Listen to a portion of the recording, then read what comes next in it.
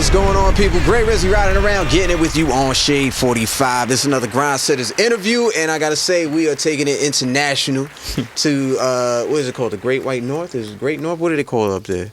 I know every time I look at a Toronto Raptors game, they always saying something cool. Is it the Great White North? We the North. We the North. We the North. I fucked that all up, man. I feel like I mixed up like Game of Thrones and Toronto Raptors games. But nonetheless, Canada's in the building. Shout out to everybody listening out there in T. I got Capital up here with me. What's up, man? Peace, King. What's up? Everything is good. First of all, thank you for being here. Like, I see you got your Blue Jays hat. You know you are like 10 minutes, 15 minutes away from Yankee Stadium, right? Absolutely. But we pulling hard right now. We trying to get into the playoffs. We playing the Yankees tonight, actually. Yeah. So, you know, if your hat ends up in the garbage, it's nothing, you know, personal. It just might happen because you in Yankee country, bro. But thank you for being here, man. Now, I thought that you were still in Canada, but you've been here in New York City for a little bit now. Yeah, man. I relocated about a year now. Okay. Like last July. What made you come here to New York City? It's go time, man. Music, it's business, go time. career, both. Yeah, profession. Absolutely. How long have you been here? I've been here about a year straight. Prior to that, right before the pandemic, I was floating back and forth for about a year as well. Oh, so yeah, kind of scouted. I was putting things in motion to be here permanently, and this is that junction now. Why did you choose New York versus LA, Atlanta? Like, those are both hot spots for hip-hop. I did a stint in LA for about 4 years prior to this, so this was just a natural progression of things. For you to be over here on the East Coast. Well, the kind of MC I'm trying to, fashion myself after, you have to be here. You have to get it in the Mecca, and that's just, as I said, the natural appreciate that, man. I would think that moving here, like, that's like, you're talking about a year. That's in the middle of the pandemic, bro. You wasn't worried about that? Scared? Nervous? I had plans to be here prior to the pandemic. So really, when that happened, the life that I've been living for the better part of like 15 years, my life has been upside down. So when the world went upside down for everybody else, mine kind of went right side up. It kind of calmed down for you. Well, it's just status quo. So I just kept my plan in motion. And once I was able to get through the border and whatnot, I just left anyway. Copy. Yeah. Well, let's talk about the music real quick. I feel like I've been all in your personal business. I was just kind of curious, though, because I think a lot of people get into music and don't realize how important having a plan is. You know what I'm saying? It's something that you could kind of look at. Did I do this? Did I not do this? Look at the checklist. What's still out there? Having a plan is just as important as making dope music. Yeah, absolutely. Having a good product. Absolutely. I had a pretty, far out plan for about 10 years. So as things shift and things become in flux, you just kind of got to go with the energy of the move. But being in New York, as I said, has always kind of been the center point of getting to the next level for me. Copy, man. Yeah. Your name is interesting, Capital. Why did you choose that name? I'm always curious about origins. It was just kind of like a name that started out, I was the youngest in the crew at one time, and they called me Little One, but then after a certain amount of time goes on, you're not little anymore, so, it just became L.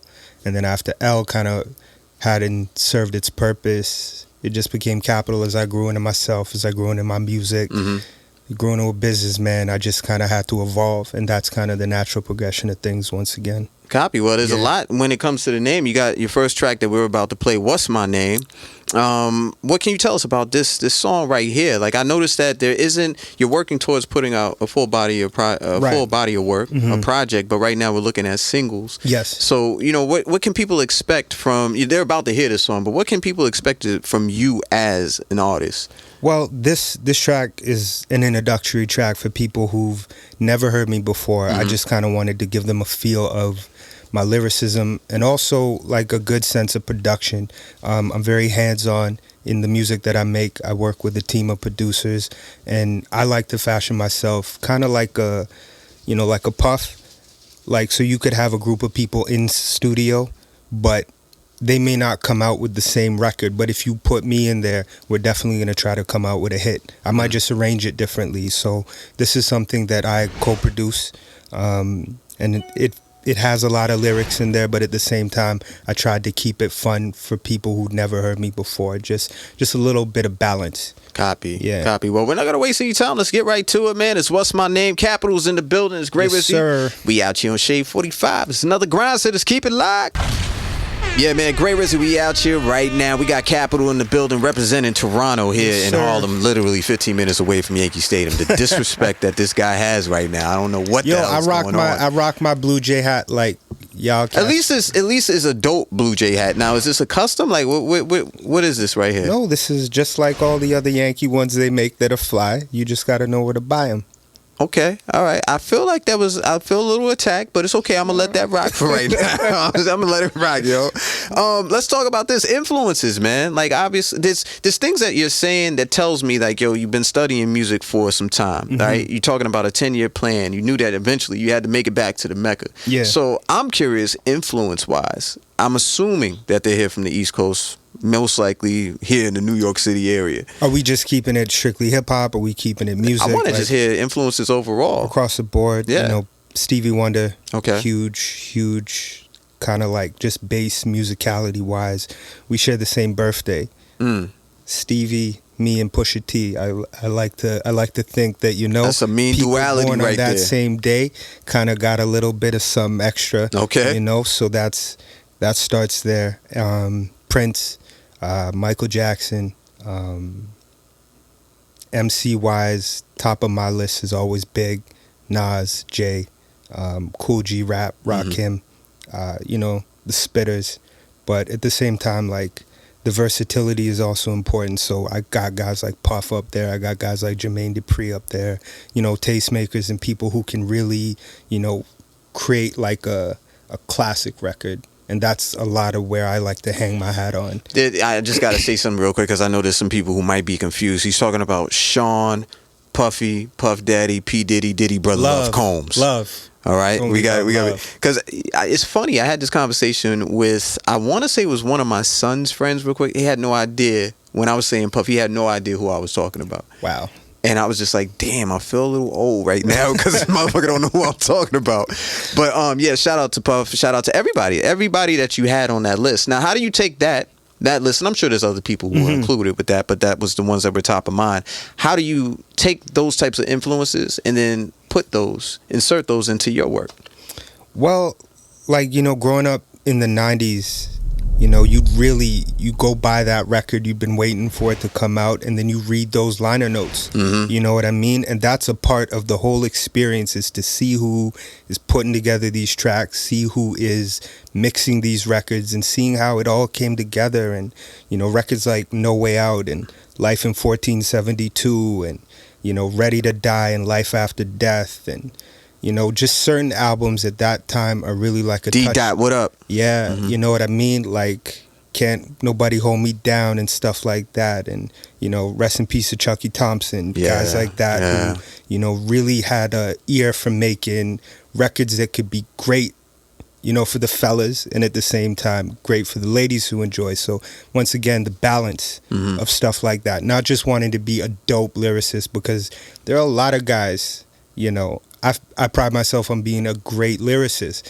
but you could rap better than me, but you might not deliver it better than me. So at the same time, it's not all about just, you know, being so heavy on this side that you can't, you know, deliver something that the masses can enjoy. You know what I mean? There's nothing wrong with having a record that's popular. There's nothing wrong with having something that everybody can get involved with. When people, you know, look at it like selling out, I don't see it that way. I think it's a greater skill to find a way to have something on a full body of work that, you know, there's something for everybody on it. Well, I guess that's preference, right? Yeah. It depends on who's listening, and with preference, I can't tell you you're wrong. Well, men lie, women lie. Numbers. I mean, numbers they add up in your bank account. You know what I mean? You feel what I'm saying? But there's a lot of people who would say to you that fucking they hated Milli Vanilli, or they wasn't really a fan of Vanilla Ice. I don't know if that's a conversation we're having. You know what I'm saying? Like, we're just talking about money. That's what I'm talking about. But look, for you, influence-wise, I want to play an influence for you on the hip-hop side that we could play for the listeners. You have one song to choose. Who are you running with right now? One song for me? One song that you could choose. I'm gonna go. We're in New York, right? We're in New York. Although you have this hat with a bird on it. Yeah. I'm gonna go with Hard Knock Life. Ooh, we're taking out to Brooklyn. Yeah, we take it out to Brooklyn, and I think it's like the 20-year anniversary I was just flipping through that on the gram, so we're gonna do Hard Knock Life. That's my favorite. That's my favorite Hov. We gonna go ahead and get to it, man. Capital's in the building. It's Gray Rizzy. We out here on Shade 45. Grind setters. Yes, sir. Capital's in the building. He's here with me with this hat on that's really stressing me the fuck out. It's Gray Rizzy. We out here on Shade 45. It's a grind setter. Shout out to all my Toronto peoples in the building. Smiley YYC, what's up? Shout out to my brothers out there in T-Dot. DJ Ritz. Celebrity Drew, what's going on? Everybody else that's listening in your cars are on the SiriusXM app. Salute. So you have this song right here, Magnum Opus. Yes. Very specific name, title right there. Actually, you have a logo that's like a crest. Yes. Right? Like, this is real specific. Like, if I feel like you've kind of not only figured out what you want to sound like, but visually what you want to represent. Absolutely. Was that all part of your plan? It's all part of the plan. Oh, okay. And then when you got a title like Magnum Opus, I'm pretty sure there's a doctrine coming along with that plan as well. Talk to me about this song. Well, Magnum Opus Music is also... that's the name of your company? That's the name of my record label. So, you know, the credo, the manifesto, that is to create a masterpiece behind any body of work that you're putting out. So, as I said, you know, I want to walk in those footsteps, you know, like a Puff or a JD. See myself going into that lane in the future. You know, rapping forever hasn't always been the goal.